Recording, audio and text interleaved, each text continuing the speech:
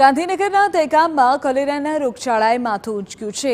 છેલ્લા એક સપ્તાહમાં કોલેરાના 8 કેસ નોંધાયા છે। વકરતા કોલેરાને નાથવા માટે નગરપાલિકા સહિતનું તંત્ર કામે લાગ્યું છે। નગરપાલિકાના પ્રાદેશિક નિયામક આર ડામોરે દહેગામની મુલાકાત લીધી। પાલિકા પ્રમુખ અને ચીફ ઓફિસર તાલુકા આરોગ્ય અધિકારીની કામગીરીની સમીક્ષા કરવામાં આવી। હાલ દહેગામમાં સફાઈ, પાણીનું શુદ્ધિકરણ સહિતની કામગીરી હાથ ધરવામાં આવી છે।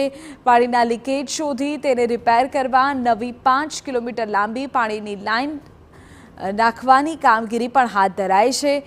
આરોગ્ય વિભાગે શહેરમાં સર્વેની કામગીરી અને ક્લોરીન ટેબ્લેટ વિતરણની કામગીરી શરૂ કરી છે। અસરગ્રસ્ત વિસ્તારોમાં ટેન્કરથી પાણી પુરવઠો પહોંચાડવામાં આવી રહ્યો છે।